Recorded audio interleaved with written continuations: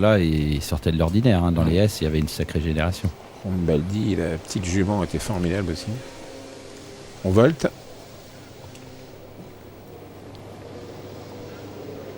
Allez, on part avec Sabor au centre de la piste qui essaie de prendre une bonne place avec Strabel le long de la corde qui part très vite.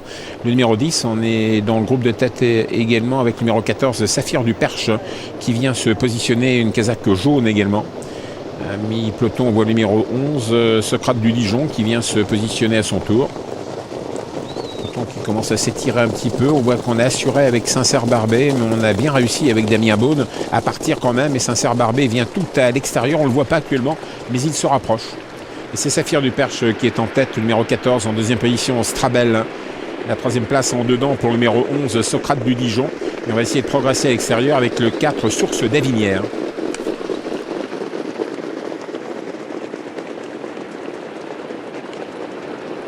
On passe devant les tribunes, toujours sous la conduite du numéro 14. Il s'agit de Saphir du Perche. En deuxième position, tout à l'extérieur, c'est le numéro 4, Source d'Avinière. Calé long d'accord de Strabel et dans le groupe de tête également avec le 8, Strogoff. On progresse avec Sincère-Barbet qui fait un bout sincèrement splendide. On est assez loin avec Salvador TJ. On a perdu toute chance avec Soreka.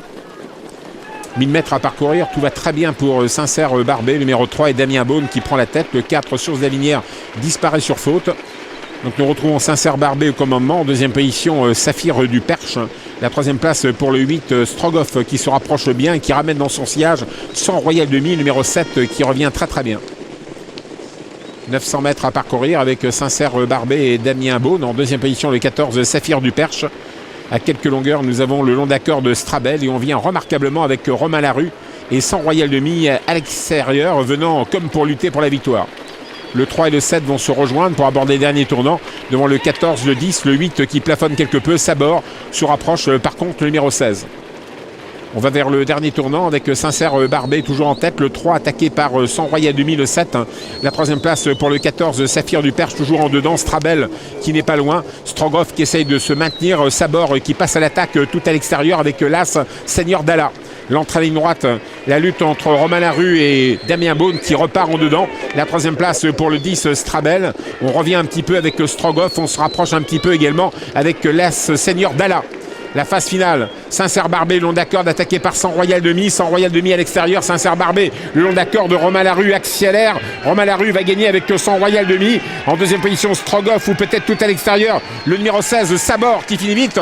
Sabor fonce pour la deuxième place et même inquiétant un peu 100 Royal Demi. Et Sabor sur le poteau a presque rejoint 100 Royal Demi. Strogoff est troisième, tout près se retrouve le 11, Socrate du Dijon. Est-ce que Sabor a eu le temps de remonter 100 Royal Demi qui était parti pour la gloire? Rien n'est moins sûr, on va attendre bien sûr le ralenti de l'arrivée. 100 Royal Demi à la corde. J'ai l'impression qu'il a regardé un petit quelque chose, Romain. Non, même pas. Il est battu, dis donc. Il est battu. Mathieu Brivard qui est venu chercher tout à la fin avec le 16. Sabor, le numéro 7, 100 Royal Demi, se contente de la deuxième place. Troisième place pour Strogoff, le numéro 8. Et quatrième place ensuite en léger retrait. Après, peut-être Source du Banet, le 15. Non? Ah non, le 11. C'est non, le 11. C'est le 11, c'est ça. Oui. Socrate du Dijon. C'est l'autre vert, oui. C'est la casaque de Carichéneux, effectivement. Qui venait de changer d'horizon, Socrate du Dijon. Sur le poteau, hein. Il l'a fait, Mathieu Brivard. Il l'a bien fait. Je suis un peu déçu pour Romain, bien sûr. J'aime bien Romain et puis toute la famille de la rue. Mais bon, je suis content pour Jacques parce qu'il en bave monter avec ce cheval-là. Il comptait plusieurs fois et puis il avait des problèmes d'allure. Il souffrait un peu des boulets, des pieds. Et aujourd'hui, tant mieux, il gagne, c'est bien parce que c'est un garçon attachant. On se souvient qu'il avait fait du super boulot à l'écurie du Haras de l'Orne. Et bon, là, le cheval fait vraiment une très très bonne course. C'est un cheval de qualité, mais qui est souffreteux et c'est jamais évident. Donc c'est beaucoup de soucis, beaucoup de tracas, beaucoup de soins, beaucoup d'incertitudes pour un entraîneur. On ne sait jamais à l'avance. Puis aujourd'hui, tant mieux, il trouve une juste récompense. On a vu que Saphir du Perche était disqualifié, le cheval des Briques Thomas à l'entrée de la ligne droite pour des problèmes d'allure. Et on croyait que c'était fait pour 100 Royal Demi qui s'en allait vers un succès relativement facile avant le coup, comme ça, à mi-ligne droite. Et c'était sans compter sur la classe de Sabor aux abords du poteau qui est venu vraiment dans les quand même à le faire Mathieu Abrivard, ouais, et comme il le fait souvent d'ailleurs, juste sur le poteau, plof, il vient mettre juste ce qu'il faut. Et Saint-Cyr-Barbet qui n'a pas démérité, hein, bien sûr, mais bon, je pense qu'il manquait d'un parcours. La prochaine fois, ça devrait être. Je pense que la prochaine fois, ça devrait être bien. C'est fou, hein, il est terrible, Mathieu Abrivard. Ah là là, on le voit pas venir en général. On le voit pas venir. Je suis sûr que Romain l'a pas vu venir sur le coup. Quand il s'est retourné à mi-ligne droite, il en a vu d'autres, mais pas celui-là. Ah ouais. Il vient comme ça sur le poteau, vous mettre juste la tête qu'il faut. Ouais. Tout en souplesse en plus, hein. C'est tout en fluidité. Je dirais en souplesse et en finesse. Ouais, c'est ça, voilà, en finesse. Ah, c'est comme ça qu'il est le meilleur, hein, Mathieu Abrivard. Ouais. Il a du talent, hein, ce petit jeune. Hein. Mm-hmm. On a des hommes de grand talent. On en parlait tout à l'heure avec Jean-Michel Bazir. Et puis pour Jacques qui est à côté de son cheval, bah, c'est bien. Parce que c'est beaucoup de travail, hein, beaucoup de soins, beaucoup de tracas. Ouais, de tracas aussi. Hein, quand vous êtes entraîneur, je sais ce qu'il en est. Et bah, ces moments-là, faut savoir les savourer et en profiter. Il était parti pour la gloire, hein, Pierre-Joseph, sans Royal Demi. Ouais, c'est pas de chance, mais c'est vrai que c'est bien pour cet entourage. Il est passionné, toute la famille est passionnée. Oui, exactement. Non, puis c'est un garçon de métier, Jacques. Hein. C'est des travailleurs, c'est des garçons de métier, comme tout le monde bien sûr dans la profession. Vous savez, sans travail, il n'y a pas grand-chose.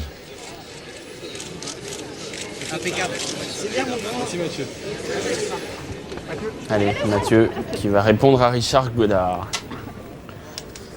Un cheval qui a des moyens, c'est vrai, Sabor, il aurait de l'argent à prendre si ses jambes tenaient. Ouais, c'est un cheval assez fragile, mais c'est vrai que sans ces petits problèmes de santé, il aurait normalement un peu plus de gains. À l'attelage, il a beaucoup de classe. Donc il avait vraiment le droit, sur sa classe d'attelage, de gagner une course de ce genre. D'autant qu'on peut se poser la question de savoir si 2002 c'est vraiment son sport, parce qu'il me semblait être pris un peu de vitesse. Non, pas forcément. En partant, il est tout de suite bien sorti. Après, j'ai fait que d'attendre. C'est un cheval qui préfère venir sur les autres. Devant, il a tendance à attendre un petit peu que ça se passe. Donc non, le parcours de vitesse, ça le dérange pas. Il est assez lymphatique, mais il se retend assez vite, donc il s'adapte bien. On prend des nouvelles de Nimrod Boréalis. Ouais, le dernier challenge de Nimrod Boréalis, ce sera bien sûr la finale du GNT. Nimrod qui courra dimanche avant, bien sûr, le Grand Prix de la Toussaint. Dernière étape du circuit européen, du Tour européen. On a vu Romain Larue s'est retourné.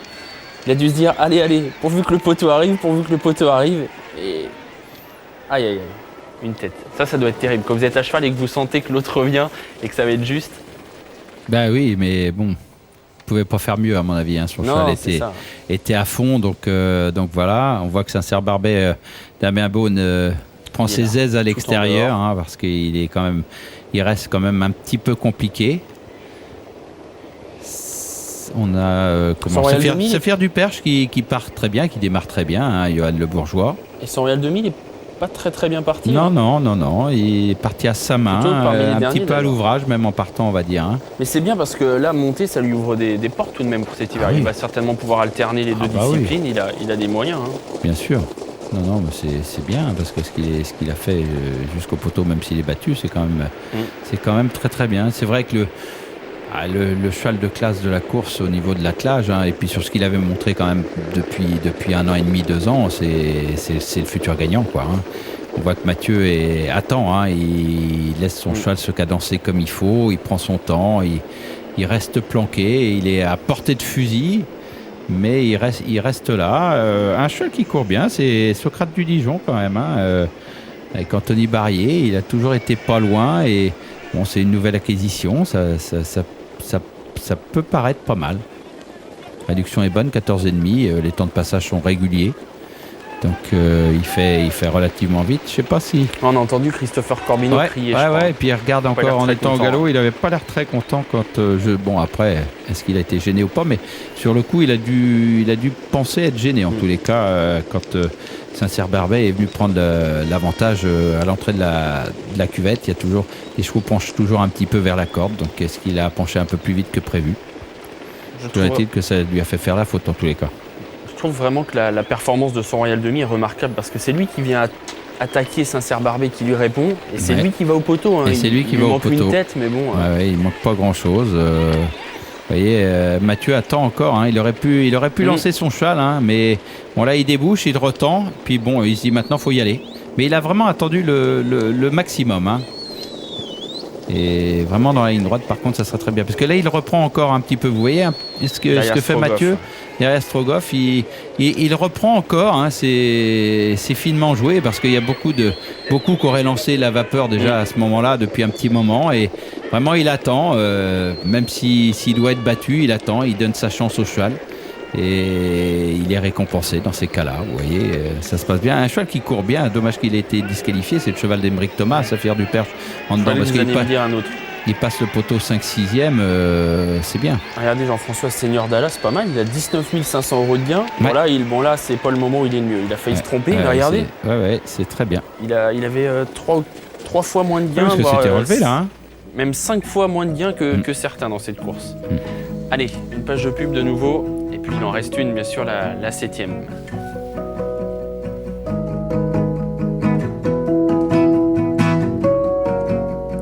Far out at sea, bathed in breeze.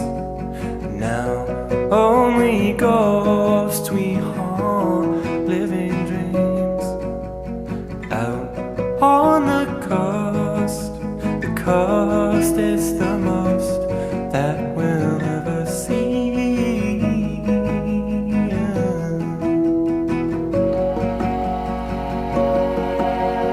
Out on the coast, we'll sit and boast that it's all we need.